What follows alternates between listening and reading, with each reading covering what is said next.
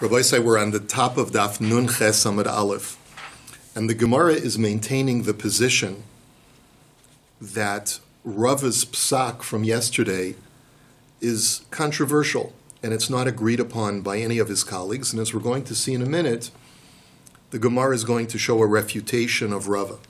What did Rava paskin? So yesterday the Gemara brought a story about an akum who came to a Jewish store seeking to purchase some wine. The Jew did not want to sell the wine to the akum, and he told him, I'm sorry, it's not available.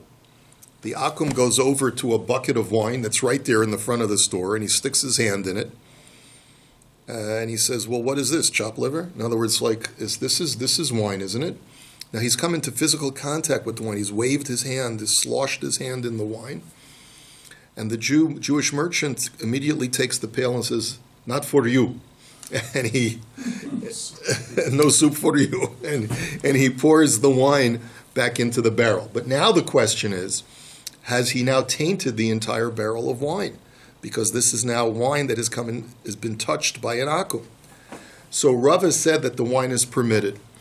And ostensibly the reason why he would say that is because since it's clear from the context of the goy's touch of the wine that it wasn't for the purposes of nisuch, it wasn't for the purpose of idolatrous libation, we could therefore be makel, and it's only when the circumstances indicate that the goy is coming in physical contact with it for libation purposes that we would have to prohibit the wine. But we then saw that there were two Amoraim who took out their shofros, which is a form of like making an official public proclamation of psak, that Rava is mistaken, and that even when circumstances indicate to the contrary, anytime an akum comes into physical contact with wine, so the wine is aser. Okay, then we're on the top of Nun Ches. Ikla Rav Huna Bereda Rav Nachman LaMachuza. So Rav Huna Bereda Rav Nachman came to the town of Machuza, where Rava was, and when Rava hears him coming, because Rav Huna was one of his disputants, Rava really did not want to debate the issue with him. As we'll see why, according to Rashi, Rava already knew that his psak, his permissive psak, was problematic. Amar le Rava le Rav Eliakim Shamei trok galei delo nesu inshi denitrid. He said to his attendant, Rav Eliakim, quickly lock the doors so that this guy doesn't come in and hak mir a chainik. So all legabe, but for whatever reason, Rav Huna Bereda Rav Nachman was able to get in, and he went to visit Rava. You can't keep the doors locked forever. So Amar lei ki hagav namai, and he said to him, Rebbe, tell me, in a case where an akum touches the wine innocently, what would be the psak? So Amar lei aser afilu bahana. And Rava told him, not only is it aser, but it's aser even bahana. You have to treat it like mamish yayin nesech. V'hamarhu da'amar shich ein osa yayin nesech. But wait a minute, you're quoted as saying that if the goy sloshes the wine with his hand, he doesn't make it into yayin nesech. So Eimar da'amri ana lebar midemei de'ahu chamra. Demei de'ahu chamra mi amri. So Rava's response was, I only permitted the rest of the wine. But the value of that bucket of wine that the goy had sloshed his hand in, if the Jew is going to sell the entire barrel after that pail of wine was poured into the barrel, let's say he gets $100 for the barrel, he's got to deduct that couple of dollars worth of wine that was in the pail and throw that money into the ocean so that he doesn't get hana from it. That's what I meant. Mm-hmm. Now Rashi points out that this was a cover-up. Rava never really said that, but he was trying to avoid the confrontation because he realized by this time that his original heter was really not an acceptable heter. Amar Rava ki asoy lepumpadisa akfa nachmeni shmaitzu masnisa da asir. And Rava therefore reflects upon this, and he says that when I came to Pumpadisa earlier, Nachmeni, which is another name for Abaye, was able to surround me with refutations based both on maisim shahayu, and also a brisa. Now, Shmaitza, what was the Meiser Shahaya? De'ahu uvda dehava b'nahar da va'asar Shmuel, b'Tiveria va'asar Rabbi Yochanan. Because we had similar cases both in Nahar Da, where an akum sloshed wine, and Shmuel paskined it was Aser Bahana. And we had a similar Maisa in Tiberia where Rabbi Yochanan was, and he also paskined to beat to Aser. And so basically he was showing me that, I'm being too permissive. So va'amri le'lefi she'enon b'nei Torah. So I wanted to defend my position, and I said, well, maybe it's because in Tiberia Nahar Da there are not as many b'nei Torah, and therefore we have to be more machmir out of a concern that Amaratzim, who would see the heter, would turn around and say that you could mamish even yain nesach is mutter. Just set an example. Yeah. So va'amar li. So Abaye said back to me correctly. He said Tiberia v'nahar da einon b'nei Torah d'machuza b'nei Torah ? He says, Rebbe, how can you say that? He says, you're going to tell me that the people of Nahar Da and Tiberia are not b'nei Torah, the people of Mechuzah are b'nei Torah? If anything, the opposite is true, because as we know, Mechuzah was a large metropolitan area. And the larger and more metropolitan the area is, even though there may be more Jews, but there are also more Amaratzim. So the more similar they get, the bigger the city. Yeah, the bigger the city, the more, the less you're going to find the provincial Torah community. So therefore, that's not an acceptable position. So that was the two maisim that he demonstrated. What's the masnisa? What's the brisa? The agardamim oved kochavim shekodach b'menekes vehela o shetom min hakos v'echziru lechavis zeh hayamaisa ve'asruhu. The story is about someone who's called an agardamim, which Rashi says is a fellow who's in charge of proper weights and measures, works for the government, and he basically tests the barrels, tests the contents of the barrels to make sure that everyone is complying with the legal standards of the place. City inspector. He's the city inspector. Yeah, so he had to taste or test the wine. So what he would do is he would drill a hole at the top of the barrel, stick in a straw to taste the wine, or he would take from a cup of wine and drink it and pour the cup's contents back into the barrel. And this guy is an akum. And the question is that permitted or not? So this is no different from a story of an akum who innocently sloshes wine with his hand, which is not for idolatrous purposes, but the Brisa says that it's aser. So my love bahana, so doesn't that imply that it's aser even bahana? So it's a tiyufta an Rava. So the Gemara says, lo bishasiya. Not necessarily. Maybe you could argue like this. Maybe we could defend Rava. And Rava would say, you just can't drink it, but it's still mutter bahana. And that's really all I'm coming to be matir. But ihachi lisne yimacher. But wait a minute. If that's your position, that the wine is still mutter bahana, then the language is off, because the very second part of that self-same brisa addresses a case, and it doesn't say aser. It says yimacher, it says it must be sold, which implies that it's aser b'shtiya, you can't drink it, but you're allowed to get benefit from it. Kidikatani seifa. Cheram or charam obed kochavim shahoshit yadu lechavis uchasavar shel shemen hi v'nimsei shel yayin zeh hayamaisa v'amru yimacher. That if you have a mentally deranged akum, and he sticks his hand into a barrel thinking that it's oil, and it really turns out to be wine, so the question is, what's the status of that wine? So this actually happened, and they said that because he didn't realize that it was wine, when he touched it, it's not aser bahana, it's only aser b'shasiya. But what you see from here is, like the rabbi said, just sell it. What you see from here is that the only time we're prepared to be lenient and allow you to get hana'ah from wine that was touched by an akum is if he was totally unaware that it was wine. But if he was aware that it was wine, even if his action was innocent and not related to idolatry, we still aser it b'hana'ah. Tiyufta de Rava, tiyufta.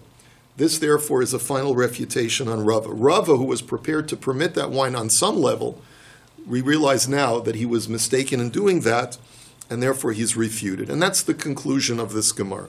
Back to that incident with the city inspector. So basically the city inspector would come to this Jewish guy's factory, inspect his wine, and the one barrel he touched, they chucked it.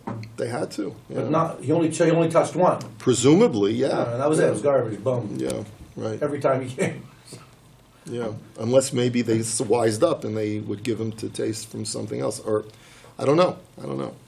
Rabbi Yochanan ben Arzav, Rabbi Yossi ben Nahoroi, Havu Yasv v'Kashasu Cham. Now the Gemara tells us another story.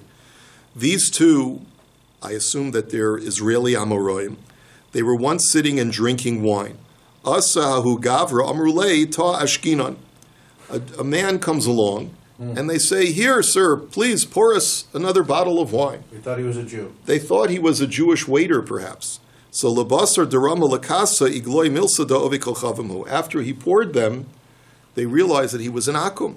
Not only are the contents of their glasses prohibited, but even the stuff that he's pouring for them is prohibited. And as we'll see in a moment, the havamina of the Gemara is that he took a little, pitcher, stuck his hand in the barrel to fill the pitcher, and that's how that you would pour wine at the table. You'd get it from the larger barrel.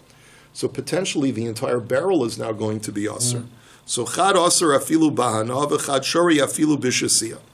So one of the two rabbis said that it's so asr now, this barrel of wine, that you can't even get hana from it because an akum touched it. But the other one said, not only is it not asr bahana, you can even drink from the barrel. Two extremes. Two extremes. Amar Rabbi Yeshua ben Levi, man da asr shapir asr, man da shari shapir shari. It could be that they're tanoim, it could be, I'm not sure. So Rabbi Yeshua ben Levi says, the rabbi who prohibited it had a good argument, and the rabbi who permitted also had a good argument. Each one has a good argument. Man da asar, man da asar, meimar omar salka daite de rabbanan kihani shichra kashasu, elavadai haichamrahu, vinasche. So we have to sort of analyze what's the psychology of this akum who's being summoned over by the two rabbis to pour them glasses of wine. So the one who says that it's asr is that the psychology of the akum, his thinking is, two rabbis are sitting and drinking. Back in those days there was no Starbucks. When you wanted to get together for to meet with your friend, there was no cafe. Where did you go? The bar. You went to the tavern, and you drank wine. That was what people did. So two rabbis sitting and drinking, they're not going to drink cheap beer. That's beneath the dignity of two rabbis.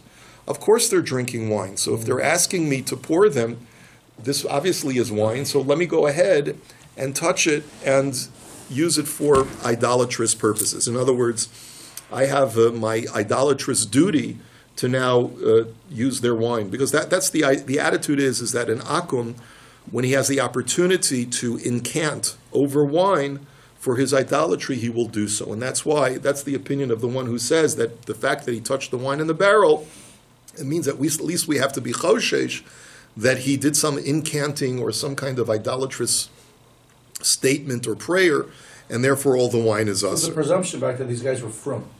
Yeah. But they would touch wine and bless God. Yeah. Or their God. Bless their deity. Yeah. But today, it's not like that. Well, that's a whole issue. There's a controversial Ramah in Shulchan Aruch that discusses that very issue. But anyway, man deshare shapir shari meimer omer sal kedaitach de rabbanan kihani chamer kashasu va'amru li ledidi ta ashkinon. The other attitude is that the thinking of the akum is like this: how could it be that two pious rabbis would be asking me to pour them wine? Can't be. It's got to be that it's beer. Because he knows it's not allowed. Because he knows that it's not kosher. So therefore, elavadai shichrahu kashasu v'lo nasche. So therefore, he's thinking that it's beer, and akums do not do idolatrous incantations over beer. And that's the reason why we can rest assured that since he thought that it was beer, his touching it did not in any way taint it. So those are the two arguments. So the Gemara says, but wait a minute. V'ha why is there any doubt? Didn't the akum see that it was wine?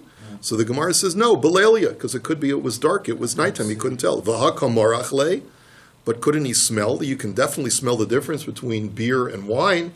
So the Gemara says, bechadeta. No, it was brand newly manufactured wine in this case, and therefore it doesn't have a strong fragrance. Well, how did that beverage get on the table? They asked the akum, pour it for us. But how was it there in the first? So I talked about this, I think, before you came in. I'm sorry. So he had a pitcher. The standard was, and this is what we're going to be talking about, usually you take a small pitcher, you dip it into the barrel, and you bring the pitcher to the table from the barrel. But the presumption is that he touched all of the contents in the barrel, And that's the question that we're deliberating over. Are the contents of the barrel prohibited? Who did that? The waiter. The akum waiter. But so that he knew what he was going into with the picture. That's the Gemara's question. Didn't he know? And the Gemara says, A, it was dark. B, there was no fragrance. He thought so according to the opinion that it permits, he assumed it was beer, because why would two rabbis tell me to pour them wine when it's not kosher if a Gentile pours it? So, Rabbi, you're saying the stuff in the pitcher, everyone agrees is no good? We're talking only about the stuff in the barrel? We're talking about the contents of the barrel. What about the stuff in the pitcher he brought to the table? Well, the presumption is that he probably came in physical contact because of the whole system was, when the pitcher was inside the barrel, the pitcher is connected to all of the wine that the goy is touching at that point. So the stuff in the pitcher is also... But the major issue is the barrel. The barrel is 100 times huger than the pitcher. The waiter doesn't know his own beer. He's not a waiter. He was called over. He's walking down the street, and they think he's a waiter. So they say to him, this is all part of the story before you got here. Okay? Which is a reminder. Please try to come on time to the daf, okay? Well, don't ask questions. All right. So the Gemara now says, V'ha kanaga be benatla, v'havale maga obe kachavim shelo bekavana v'aser. But the Gemara says, but 1 second, isn't he touching the pitcher? In other words, there's a pitcher that he's sticking into the barrel, and even when a goy touches wine without kavana, without intent, we have a long-standing psak that the wine is aser. Like yesterday with the lulav. Yeah. So the Gemara says, Lo tzricha de kamori goruke, v'havale kocho shelo bekavana, v'chol kocho shelo bekavana, lo gazru be'rabanan. So the Gemara's answer is, you didn't understand the story. Your question is based on the presumption that he stuck the pitcher into the barrel. But that's not what happened. There was already wine in the pitcher, and all they asked him to do was to pour from the pitcher into their cups. And therefore, he was never in physical direct contact with the wine. He was only pouring it out of the pitcher, and it's therefore what's called kocho. It's from the inertia of this person's pouring is how the wine is poured. And since he didn't come in direct physical contact with the wine, that's the reason why the rabbis can be lenient, at least according to that opinion, that since he didn't know that it was wine, and he wasn't therefore intentionally pouring wine, we can be lenient. Because why? He, A, does not know that it's wine, and B, is not coming into physical contact with it. Ba minei Rabbi Asi me Rabbi Yochanan. Yain shemascha obe kochavim mahu. So now the next question, related to this. What happens? You got a glass of wine that needs to be diluted, because in those days, the wine was concentrated, and in order for it to be almost like some scotch today, where a true scotch drinker, they will tell you got to pour a little water into the scotch in order for it to get the full bouquet of the scotch. A lot of people don't realize that. Well, if it's very expensive scotch. If it's very expensive scotch, they tell you to add a little water to it. Water it down. No, not you know what I'm saying? Yeah. So anyway, so in the times of the Gemara, they had very concentrated wine, and the custom was to water it, to dilute it with a significant amount of water. The goy is not touching the wine, he's not pouring the wine, all he's doing is adding water to it. Just add So water. if it's a Jew's wine, is it still kosher, or because it was diluted by an akum, does it become aser? So Amar lei ve'ema mazgo. So he said to him, why did you use the unusual verb mascho? We're used to saying mazgo for that action of dilution. Amar lei ana kidichsiv ka'amina, tabcha tivcha mascha yena. He says, I'm basing myself on a pasuk in Mishlei, which talks about the lewd woman, which is, like a reference to the Yetzer Hara. And it says she slaughters her meat and she dilutes her wine. And there the verb mascha is used. So what's wrong with using a biblical verb? Amar lei, lashon Torah la'atzma, lashon chachamim la'atzma. So he rebuked him and he said, no. When you're speaking in rabbinical parlance, you have to use rabbinical language. So even though it's a biblical term that you're using, but when you're speaking in Gemara terminology, you use Gemara terminology. And therefore the correct word would be mazgo for Mishnaic or Talmudic Hebrew. And so that's the question. Now, the question is, why is that? What difference does it make? My thinking is, and I haven't really researched this carefully, but my thinking is that it could be that you have to demonstrate that you're a subscriber to the rabbinic community. In other words, what if you're a tzadduki? What if you're a sectarian who doesn't believe in Talmudic Torah Shabbal Peh? So in order to be able to demonstrate that you're not just a biblicist, like a Bible scholar, and instead you're a Talmudist, you should use Talmudic language. Okay, so fine, you've given me Musar, so what's the halacha? So Amar Lei, Asr Mishum Lech Lech Amr Nazira Schor Schor Lekarmelo Sikrav. And he said to him that it's Asr. Not because the letter of the law demands that it be Asr, but because of this principle of go, we say to the Nazir, circumvent, to the vineyard, do not go close. Which basically means that if a person is a Nazir and he knows he's not allowed to drink wine, we create a fence around that and we say, stay away from the vineyard. So that in the same vein, even though technically it's really not Asr, but rabbinically we prohibit it, we create a fence around it, and we say that even if the Gentile just dilutes it, it's not permitted. Rabbi Yirmiyah ikla l'savta, chaza chamar demazgi obik l'chavim vishti Yisrael minei, va'asr lehu mishum leich leich amr nazir schor schor lekarmelo sikrav. And the Gemara now tells us a Maisa, that Rabbi Yirmiyah came to the town of Savta, and he saw that a Gentile was diluting a Jew's wine, and the Jew was drinking it, and he instructed the Jew, I'm sorry, sir, but that wine is usher, because of the rabbinic ban on wine diluted by an akum. Itmar nami, Amar Rabbi Yochanan, Varmila Amar Rabbi Asi, Amar Rabbi Yochanan, Yain Shemaz Gobi Kol Chavim, Asr Mishum Leich Leich Amar Nazira, Schor Schor Lekarmelo Sikrav. And Rabbi Yochanan said the same thing in a Psak Halacha, that if it's diluted by an akum, it's no good. Reish Lakish Ikla Lebatzra, Chaza Yisrael Deka'achli Peri Delo Ma'asri, Va'asr Lehu, Chaza Maya Desag Delo V'de Kol Chavim, V'shas Yisrael V'asr Lehu. Reish Lakish came to the town of Batzra, and he saw two things which he felt were incorrect. Number one, he saw a Jew eating produce that was untithed. And because he felt that you need to tithe the produce in the town of Batzra, because it's part of Eretz Yisrael, he said, I'm sorry, this is tevel, you're not allowed to eat it. And the second thing he did is that he saw that the local waterworks, whether it was a reservoir or a well, right, an aqua was worshiping the water. He was saying incantations over the water for his avodas kolchavim, bowing down to the water, and yet Jews were still drawing water from the well and drinking that water. And Reish Lakish instructed the Jews of the community, you're not allowed to drink the water. So Asa lekame de Rabbi Yochanan, Amar lei ademaktorcha alach zil hadar. So he comes back to visit his Rebbe, Rabbi Yochanan, and he tells Rabbi Yochanan what he did, and Rabbi Yochanan responds, while your overcoat is still on, turn around and undo your two chumras. Well, the second one is wrong, because we said public water. So we'll see. Well, both of them are wrong. So the first let's do the first one first. Betzer lav hainu batzra. It's not Israel. It's not part of Israel. You Reish Lakish thought that since Betzer is described in the Torah as one of the border cities of Eretz Yisrael, you thought that Batzra is Betzer, right? It's not. It's a different town, and it's Chutz La'aretz, so it's not subject to the laws of Trumas and Maasros. That's number one. Number two is Umayim Shel Rabim Ein Ne'esar. And the second issue is, there's no way that a Gentile can aser public property. He doesn't, right? He can only prohibit his own property. He can't take someone else's property and prohibit it by bowing down to it. Now, Rabbi Yochanan l'taimei da Amar Rabbi Yochanan mishum Reb Shimon ben Yehud Tzadok Mayim shel Rabim ein ne'esarin. Rabbi Yochanan is consistent because he had quoted Reb Shimon ben Yehud Tzadok as saying that public waterworks cannot be prohibited through Gentile worship. But wait a minute. Let's carefully make an inference here. He says, "Had yachid ne'esarin, v'tepik le dahamechubarin ninu." But one second, is that to imply that a body of water that is privately owned could become usher if a Gentile worships it?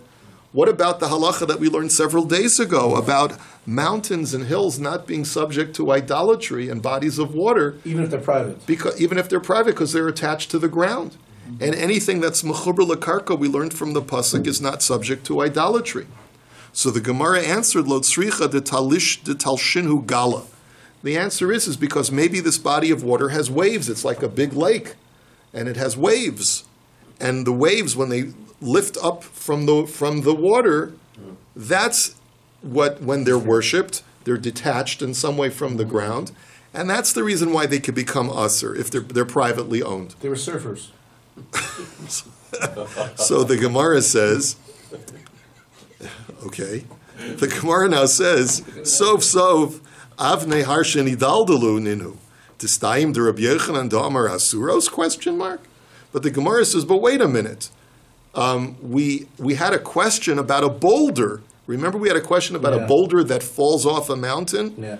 Is it subject to being prohibited by a goy? And we said that this is in itself a machlokas. And Rabbi Yochanan had said, was the opinion that said that it's perfectly fine since it never involved any human intervention to form the boulder. It can't be prohibited by an akum, just like the mountain. So why should a wave that forms on its own be prohibited just because it's privately owned? Even if it's detached. Even if it's detached. So the Gemara says, Lo tzricha de tavchinu biyadeh. The answer is that we're talking about a case where the akum, it's not that it's a naturally occurring wave. He splashes his hand into the water and creates a wave, creates a detachment of water from the body of water, and then worships it or incants over it.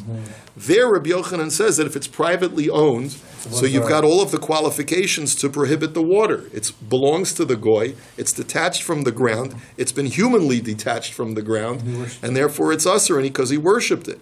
But in a situation where it's attached to the ground or naturally detached from the ground, then it would not be subject to becoming usher. And this is where we'll hold it for today. Even where we said all three,